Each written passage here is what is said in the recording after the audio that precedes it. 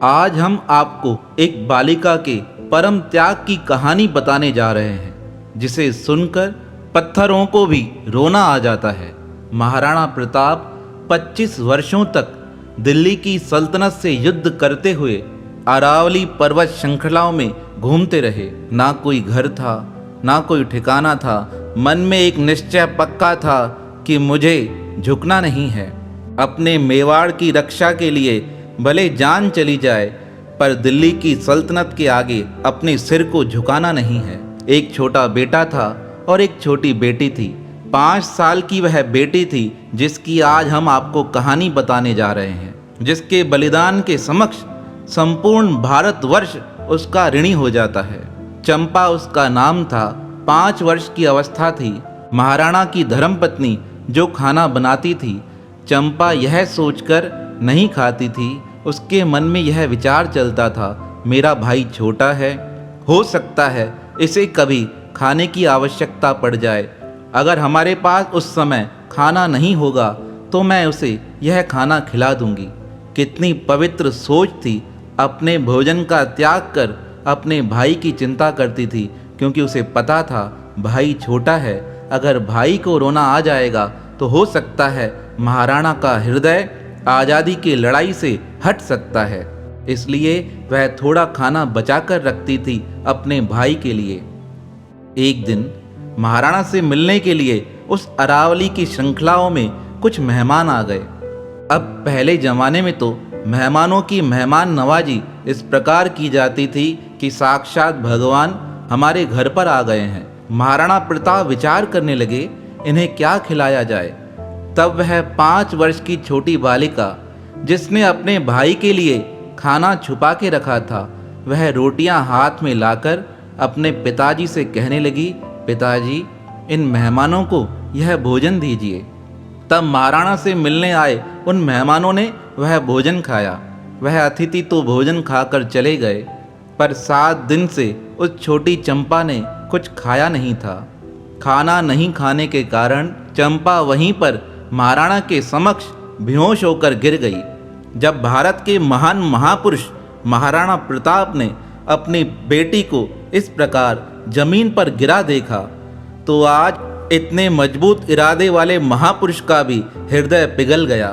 उन्होंने अपनी धर्मपत्नी को आवाज लगाकर कहा, आज से मैं दिल्ली सल्तनत की गुलामी स्वीकार करता हूँ। तुम जल्दी से कागज लेकर आओ, एक कलम लेकर आओ। मैं दिल्ली की सल्तनत को लिखकर भेजता हूँ कि मैंने तुम्हारी दास्तां स्वीकार की। अब लिखने के लिए कुछ तो था नहीं। कागज के स्थान पर महाराणा की पत्नी पेड़ का पत्ता लेकर आई। कलम के स्थान पर कोयला मंगाया गया। अभी महाराणा प्रताप उस पर लिखने ही वाले थे कि उनके आंखों से आंसू आने लगे।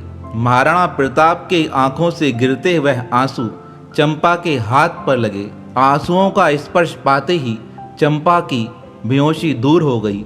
वह पूछने लगी, पिताजी क्यों रोते हो।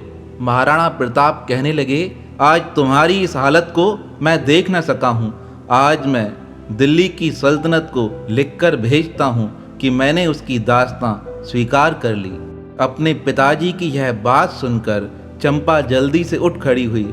अपने पिताजी को हृदय से लगाकर कहने लगी, मेरे विषय में सोचते हो। यह शरीर तो नश्वर है, एक दिन तो मरना ही है। क्या तुम इस शरीर के कारण अपने धर्म को त्याग दोगे। तुम्हारा धर्म है अपने मेवाड़ की रक्षा करना और मेरी चिंता करते हो।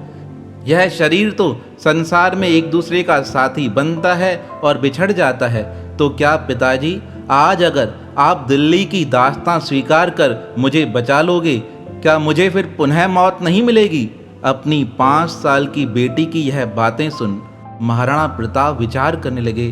कहने लगे, चंपा तुम यह क्या कहती हो। तब वह चंपा कहने लगी, मैं सच कहती हूँ पिताजी। क्या तुम मेरे मोह में फंसकर अपनी आज़ादी की लड़ाई को त्यागने को तैयार हो। यह शरीर तो एक दिन मिट्टी में मिलना है पिताजी। आप अपने धर्म को क्यों त्याग रहे हो। अपने बेटी की बातें सुन महाराणा प्रताप ने उसी समय वह कागज और कलम फेंक दी और अपनी बेटी को जोर से हृदय से लगा दिया।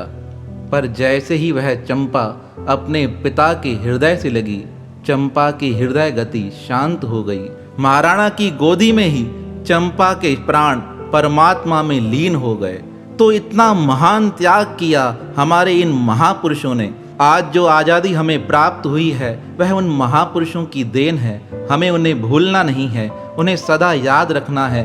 यह ऐसे वंदनीय महापुरुष हैं जिनकी जितनी वंदना की जाए उतनी कम है। यह आज का दिन हमारे जीवन में संदेश लेकर आया है।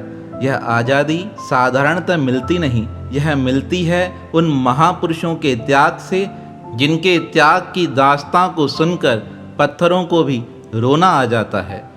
चंपा एक कुमारी थी, महाराणा की दुलारी थी। धर्म पिता को याद कराया, भाई बहन का नाता निभाया। पूर्ण आत्म पद को पाया, हाय रे मानव भूल गया, हाय रे मानव भूल गया। सतपुरुषों की अजब कहानी, सुनकर होते पत्थर पानी। जीवन देकर देत चितानी, हाय रे मानव भूल गया, हाय रे मानव भूल गया।